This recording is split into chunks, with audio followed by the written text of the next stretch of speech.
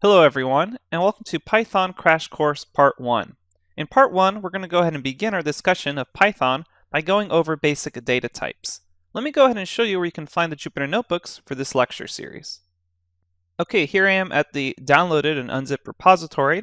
If you go ahead and go to the Python Crash Course folder, you'll see three notebooks here, or ipynb files. We're going to be working with the Python Crash Course notebook.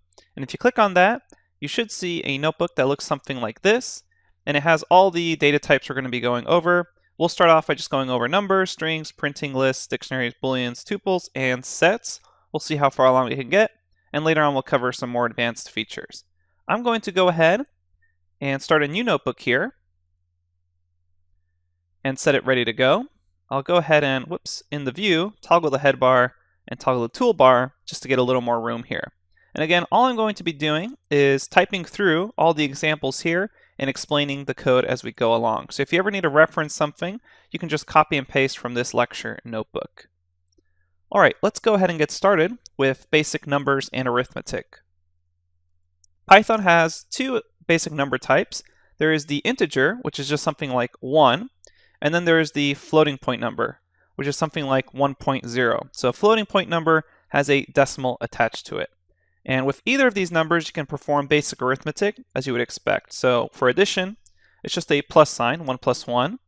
And I'm just doing Shift-Enter here to run the cells. For multiplication, it's just an asterisk, so 1 times 3, just an asterisk like that. Division is just going to be a /, 1 divided by 2 is 0.5. And note that even though I put in two integers, I get a floating point out. If you're a Python 2 user, you'll have to make sure that one of these itself is a floating point number in order to get the same result I just did.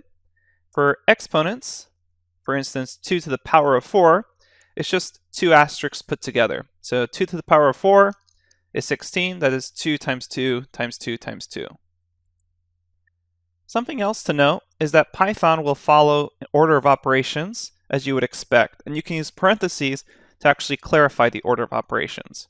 For instance, if I go ahead and type in 2 plus 3 times 5 plus 5, mathematic order of operations would actually declare the multiplication to occur first and then the addition. So if I run this, I will get 15 plus 2 plus 5. So 15 plus 7 is 22. If you actually want to say something like 2 plus 3 times the result of 5 plus 5, you can use parentheses in order to just clarify your order. So you can use parentheses in this manner to actually say 5 times 10, which will get you 50. The last arithmetic operation I want to show you is the mod function. So the mod function, or modulus as it's also known, is the percent sign in Python. And it basically will return what remains after a division. So 4 divided by 2 is 2 remainder 0. So when you run 4 mod 2, you'll get 0 as the output. 5 divided by 2 is 2 remainder 1, since 4 plus 1 is 5.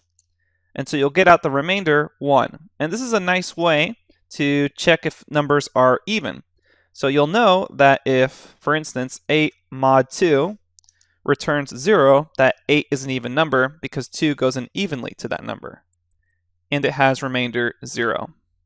Now let's talk quickly about variable assignments. A lot of times you'll want to pick variable names in order to assign some object or data type to a variable name. In Python, the assignment operator is just an equal sign. So you'll choose the name of your variable by just starting to type stuff out, such as var. Then you'll say equals, and then whatever object type you want to put in there. So for instance, we can put in 2, and then whenever I call that variable name var, I will get a 2 out. So for instance, I can say x is equal to 2, y is equal to 3, and now I can actually say x plus y and get out 5. I can also reassign x by defining it by itself. So I can say x is equal to x plus x. So that will end up resulting as x is equal to 4. And now whenever I call x again, it's going to be equal to 4. Meaning if I were to run that cell again, the x equals x plus x, every time I run it, it's essentially going to double the value of x. And it's going to reassign x as its old double value. All right, A couple rules about creating these variable names: they shouldn't start with numbers. So you can't say something like 12 var is equal to 12. Otherwise, you'll get a syntax error. And it'll warn you that it's invalid syntax. It'll actually give you the error. So you can't start off with numbers, and you also can't start off with special symbols. So you can't say something like $var. You'll start getting problems here. So you'll get errors with syntax. They should just start with a lowercase letter. If you want to chain together multiple words, you should use an underscore to separate them. So name underscore of underscore var. Other languages have you use a period to separate this. For Python, the proper syntax is to use an underscore. Now let's go ahead and talk about strings. So I'm going to make a comment by putting in a hashtag, strings, and anything with a hashtag in front of it, you'll notice it's colored differently, and it's because it's a comment, so it's just not going to run. So you can type in whatever here, it won't run. All right, let's go ahead and move on to strings. And I'm going to go ahead and zoom in a bit so you get a better view of this. And for strings, there's two ways of creating a string. You can use single quotes, and note how the color has changed, indicating that this is a string, or you can use double quotes. So this is a string.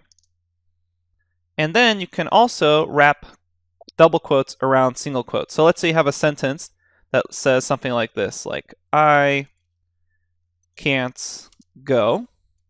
So if you have this single quote, but you want to keep it inside, then you can just wrap this around double quotes. And you'll notice that that single quote gets retained within the string. So if you ever are having to deal with either you want a single quote or a double quote inside of a string, you can always just wrap it around another set of either double or single quotes, depending on what's on the inside. Okay, let's go ahead and talk about printing strings. I'm going to make a variable called x and assign it the string hello. For Jupyter Notebook, if I just type in x, it will show with out, and then it will show the quotes hello here. And this is essentially the same thing as if you were to type this directly into the console in Python. Just typing in the variable x will output the string hello. For Python, however, if you want to actually print the output of x, you'll have to pass it into the print function, which is going to be print, parentheses, and then x inside of those parentheses. And note now the difference here. I don't have that out indicator anymore, and I don't have the single quotes anymore. So this is how you should officially display stuff when you're trying to show the result in Python. You should use the print statement. Now let me go ahead and show you how you can format your print statements. Let's say I have a variable num is equal to 12 and a name equal to Sam. Now I want to actually print stuff based off those variables. I can do that with print formatting. I'll take a string and say my number is, and I will pass in a block of quotes or curly brackets there. And my name is, and I'm going to pass in another set of curly brackets. And then I'm going to say dot format. And note how it's colored here to indicate that this is a special method off of this string. And then what you can go ahead and do is pass in the variable names in the order you want them to be filled into these curly brackets. So if I just type this in and run this, what Python does is it reads that you have curly brackets here in your string and that you have dot format, and it will put them in the order you want. So it'll say, okay, num gets replaced here for these curly brackets, and name gets replaced here for these curly brackets. And that's a convenient way for you to use the variable names in your print statements instead of having to write out 12 or Sam all the time. And note that I'm actually not printing this yet. I'll have to wrap this entire thing around the print statements. So make sure your parentheses are balanced, and you can see just by selecting one of the parentheses, they get highlighted green. But now if I run this, this has truly been printed, and I no longer have that out cell. The other way you can use print formatting is to say, if we go ahead and change this up, you can pass in a variable into the curly brackets. So I can say 1 inside of the curly brackets and 2 inside of the curly brackets. And now that I've passed in these names, I can go ahead and inside of my dot format statement, say 1 is equal to, and then whatever variable I want 1 to be equal to. In this case, I want it to be equal to that num. And then 2, I wanted it to be equal to name. And if I run this, I'll get the exact same result. What's nice about this is you no longer have to worry about the formatting being in the exact same order you want for the curly brackets. And you can continually put in more curly brackets. So more, and then you can type in 1 here again. And notice that Python can now search and put in your variables in more than just once. So it comes here, looks at the variable name, then goes to your format and checks, okay, what is the variable name there? So for instance, 2, it looks in here, says 2 is equal to name. All right, I'm going to fill in name over here, and then we know that name is equal to the string Sam. So it goes ahead and puts it inside there. All right, go ahead and feel free to post any questions to the Q&A forum if you're confused on any of this print formatting. But it's basically straightforward. Just put in your string, put in your curly brackets, and I would suggest that you use this method of passing in variable names because it's a little more clear when you go back and you don't have to worry about messing up the order inside of this format call. Now let's go ahead and expand our topic of strings into indexing strings. If I have a string called s, and I'll say x is equal to hello, s here is just a sequence of elements. And in this case, each element is a letter. And I can grab specific elements from that sequence of characters by using this square bracket notation. And indexing at Python starts at 0. And this is something to note. If I say s square brackets at 0 and run this, it will return back the 0 element. So here we see s, it grabs hello, checks the 0 element, and then returns 0. Go ahead and see if you can grab the last O there in hello. Well, what would you do? You would say, well, what space or index is it at? It's at 0, 1, 2, 3, 4. You would put in 4 into these brackets and grab that O out. The other thing to note is you can also use what's known as slice notation to actually just grab slices of this string. I'm going to go ahead and type in, instead of s is equal to hello, I'll say A, B, C, D, E, F, G, H, I, J, K. I'll run that.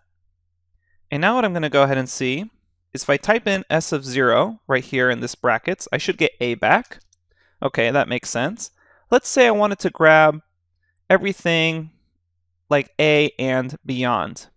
Well, I can use colon notation, which is also known as slice syntax, in order to do this. I will say s of 0, pass in a colon, run this, and this colon basically says, okay, starting at 0, grab everything beyond it.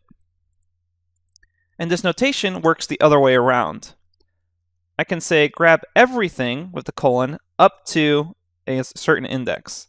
So let's say I say A, B, C, D. So D is at index 3, 0, 1, 2, 3. If I pass in 3 here, this is basically commanding Python to say, okay, grab everything up to, but not including, index 3. This is sometimes confusing for beginners because they expect D to show up as well because it's at index position 3. But because indexing starts at 0, you should just think of this command as grab everything up to, but not including the character element at index 3. And we're going to be showing you more about slicing notation when we talk about lists, because it's the same sort of idea. And then finally, we can combine these two ideas here as far as starting and grabbing everything beyond it, or grabbing everything up to, but not including a certain index point, by saying s start at 0, colon, grab everything up to a certain index, such as 3. Now that returns the same result as ABC, but what I can do is replace these two numbers to set my start point and my end point. Let's go ahead and grab D, E, F.